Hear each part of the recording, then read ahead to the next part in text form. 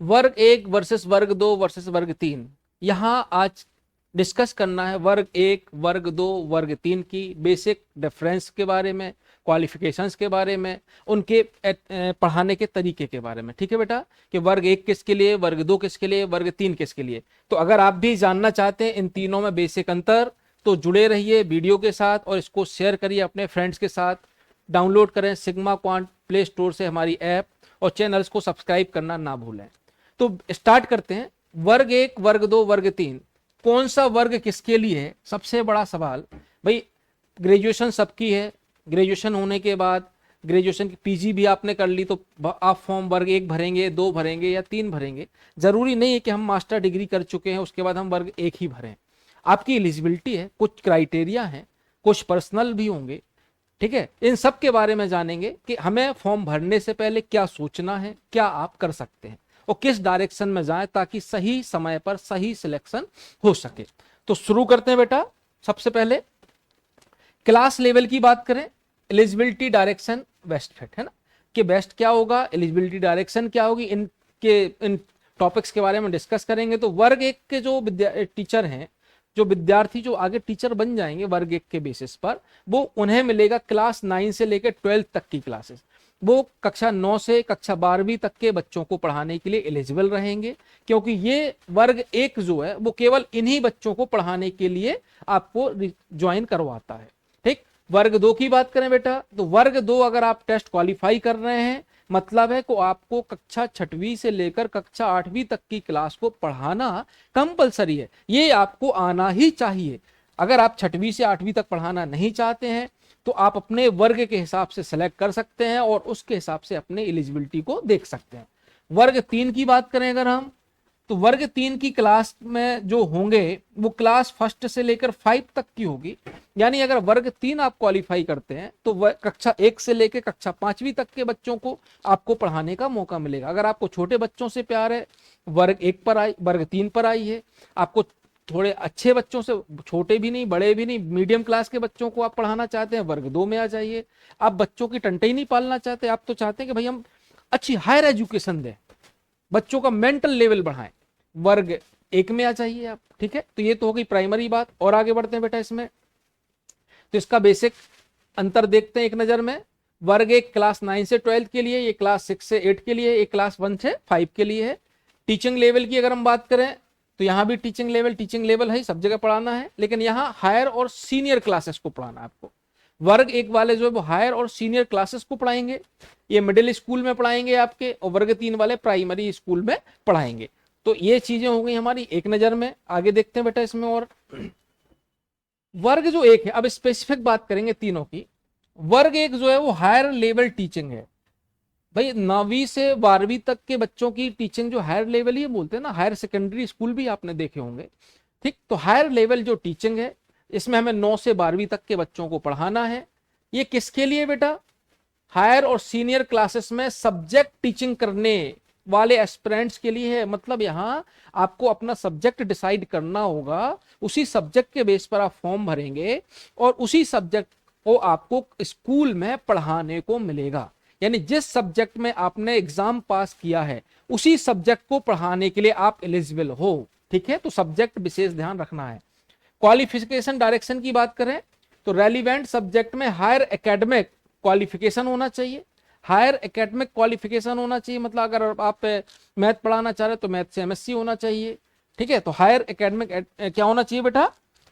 Qualification plus prescribed teachers training requirement होना चाहिए। यानी जो आपने सब्जेक्ट लिया है बीएड में उसी से रेलिवेंट सब्जेक्ट भी होना चाहिए। फोकस क्या रहेगा आपका कि सब्जेक्ट डेप्थ, इसमें डीप स्टडी होगी, हायर क्लास है, आपकी डेप्थ होना जरूरी है, क्योंकि यहाँ एग्जाम जब होगा तो वहां पर आपका एग्जाम में आपकी लेवल चेक करा जाएगा कि आपका किस लेवल का नॉलेज है। पेडागोजी यानी आपको पढ़ाने का तरीका क्या है बच्चों को, ये भी आपको चेक किया जाएगा।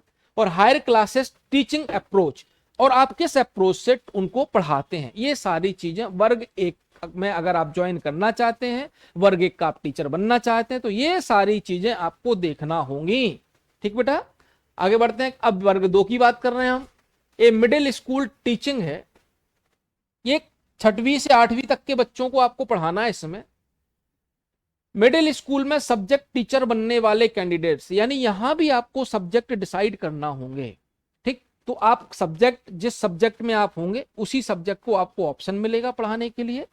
इंपॉर्टेंट क्या है इसमें, ग्रेजुएशन का रिलेटेड सब्जेक्ट, जो ग्रेजुएशन आपने किया है उसमें जो रिलेटेड सब्जेक्ट जो है और टीचर ट्रेनिंग क्वालिफिकेशन का सही कॉम्बिनेशन मैच होना चाहिए। यानी आपने जो बीएड किया है और ग्रेजुएशन में जो आपके सब्जेक्ट हैं वो अगर मैच नहीं हो रहे हैं तो आपका फॉर्म रिजेक्ट हो जाएगा। दोनों जगह आपका सब्जेक्ट मैच होना चाहिए। केवल बीएड होना हर सब्जेक्ट की एलिजिबिलिटी को ऑटोमेटिकली पूरी नहीं करता। ध्यान रखना कि आप केवल बीएड हैं, ठीक है, तो आप किसी भी स्ट्रीम का फॉर्म भर सकते हैं, ऐसा नहीं है, आपका सब्जेक्ट मैच होना चाहिए। ठीक, तो वर्ग 2 में इतना ही है इसमें। तो ये सारी एलिजिबिलिटी अगर आप रखते हैं तो वर्ग 2 का फॉर्म आपके लिए, वर्ग 2 आप भर सकते हैं। यानी वर्ग 2 का फॉर्म भरने के लिए ग्रेजुएशन होना चाहिए, वर्ग 1 का फॉर्म करने के लिए आपकी मास्टर होना चाहिए। अब वर्ग 3 के फॉर्म की बात करें, प्राइमरी लेवल टीचर की बात करें, कक्षा 1 से लेकर 5 तक की बात करें, तो प्राइमरी क्लासेस में फाउंडेशन और चाइल्ड सेंटर्ड टीचिंग के एस्पिरेंट्स होना चाहिए, जिन्हें, है ना, चाइल्ड डेवलपमेंट एंड पेडागोजी आती हो, मतलब उनका प्राइमरी लेवल है, तो ये हमें देखना होगा। क्वालिफिकेशन क्या है, एलिमेंट्री एजुकेशन ओरिएंटेड क्वालिफिकेशन, जैसे डीएलएड और अन्य वैलिड रूट्स आपके होना चाहिए। डीएलएड इसमें लगेगा, इसमें बीएड वाले बच्चे कभी भी फॉर्म नहीं भर सकते। ये सुप्रीम कोर्ट का आदेश है कि जो डीएड वाले हैं वो यहाँ बिल्कुल भी एलिजिबल नहीं होंगे, यहाँ केवल डीएड वाले ही एलिजिबल होंगे। प्राइमरी लेवल एलिजिबिलिटी को वर्ग 2 के प्रोफेशनल क्वालिफिकेशन रूल से मिक्स ना करें। यानी वर्ग 2 में क्या एलिजिबिलिटी है, ये नहीं होगा कि आप हम वर्ग 2 में एलिजिबल हैं तो वर्ग 1 में भी हम, वर्ग 3 में भी हम एलिजिबल होंगे, ऐसा बिल्कुल नहीं। वर्ग 2 की एलिजिबिलिटी अलग है, वर्ग 3 की एलिजिबिलिटी बिल्कुल अलग है। अपने गोल के हिसाब से चुनिए। गोल का मतलब है बेटा कि आपका एग्जाम का लेवल क्या है, आपका पढ़ाने का लेवल क्या है। भले ही आपने मास्टर डिग्री पढ़ ली हो लेकिन आप किसी सब्जेक्ट में मास्टर नहीं है, किसी सब्जेक्ट में स्पेशलिस्ट नहीं बन पाए हैं, तो आप फॉर्म तो भर देंगे लेकिन पेपर ही नहीं निकलेगा। तो वर्ग 1 की बात करें, हायर क्लासेस मिलेंगी पढ़ाने को, एडवांस सब्जेक्ट टीचिंग के लिए आपको एडवांस लेवल का सब्जेक्ट पढ़ाना है हायर क्लासेस में। अगर आप पढ़ा सकते हैं तो वर्ग 2 का 1 का फॉर्म भर दीजिए। आप वर्ग 2 का फॉर्म भर सकते हैं मिडिल स्कूल्स में सब्जेक्ट स्पेसिफिक टीचर बनने के लिए। यानी जो बीएड वाले हैं प्लस मास्टर्स हैं वो वर्ग 1 और वर्ग 2 दोनों का फॉर्म भर सकते हैं, उन्हें भरना भी चाहिए। वर्ग 3 केवल डीएलएड वालों के लिए है, जो केवल डीएलएड किए हैं वो केवल वर्ग 3 भर सकते हैं। ठीक, वर्ग 2 वाले और वर्ग 1 वाले जो बीएड किए वो यहाँ एलिजिबल नहीं है, यानी प्राइमरी लेवल पर फाउंडेशन टीचिंग के लिए है। तो सही वर्ग चुनना, यानी इनमें से कौन सा आप चुनेंगे, सही सिलेबस आपको पकड़ना है कि आप पकड़ेंगे कैसे, क्या आपको सिलेबस कंप्लीट करना है और सही प्रिपरेशन की डायरेक्शन होगी तो जो आप चाह रहे हैं मनचाहा आपको वरदान मिल जाएगा। ठीक है बेटा, चलिए, तो ये एलिजिबिलिटी हो गई।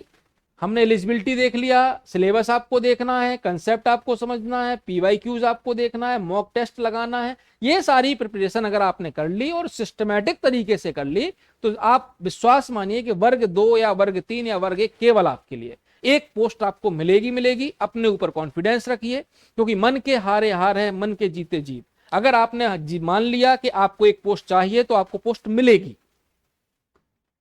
तो एमपी-टेट प्रिपरेशन का कंसेप्ट से सिलेक्शन तक की बात करें हम, कि ये कंसेप्ट है कि सबसे पहले आप एलिजिबिलिटी गाइडेंस को चेक करिए बेटा कि आप किस एग्जाम के लिए एलिजिबल हैं। अब एलिजिबल हैं और आपने किसी सब्जेक्ट के लिए एलिजिबल है किसी एक जगह और दूसरी जगह आपने फॉर्म भर दिया, लास्ट डेट आने के बाद पता चला आपका फॉर्म रिजेक्ट हो गया, अब आप पूरे एग्जाम से वंचित हो गए। तो सबसे पहले आपको एलिजिबिलिटी गाइडेंस देखना होगी, फिर कंप्लीट सिलेबस देखना होगा। भाई एलिजिबिलिटी गाइडेंस के अलावा सिलेबस भी तो देखना है कि वो सिलेबस हमारी अप्रोच में है कि नहीं है। पहले एलिजिबिलिटी चेक करें, फिर उसका सिलेबस देखें कि वो सिलेबस आप कंप्लीट कर पाओगे कि नहीं कर पाओगे, कि आपके पहुंच से बाहर है, अपनी औकात से बाहर है, सीधी सी बात ये है। फिर हम पेडागोजी क्लासेस पढ़ेंगे, बहुत जरूरी है। ये तो सबने बीएड और डीएड जिसने किया वो पढ़ा ही पढ़ा होगा, तो पेडागोजी क्लासेस करना जरूरी है। ये 2 पॉइंट जो जरूरी हैं वो केवल इसलिए कि हम फॉर्म भरें कि नहीं भरें, किस लेवल का फॉर्म भरें। सब्जेक्ट प्रिपरेशन करना है, पीवाईक्यू मॉक टेस्ट लगाना है और लेटेस्ट टीईटी अपडेट्स देखना है, यानी प्रीवियस ईयर्स के पेपर्स भी आपको देखना है विश्वास मानिए कि ये स्टेप फॉलो कर लिए और हमारे साथ आप जुड़े रहे तो आपका सपना जरूर साकार होगा। ठीक है बेटा, तो सिग्मा क्वांट के यूट्यूब चैनल के माध्यम से ये सारी जानकारियां आपको मिलती रहेंगी। इसके लिए आप हमारे यूट्यूब चैनल को सब्सक्राइब कर लीजिए, बेल आइकन को प्रेस कर दीजिए और रेगुलर क्लासेस के लिए प्ले स्टोर से सिग्मा क्वांट ऐप को डाउनलोड कर लीजिए। धन्यवाद।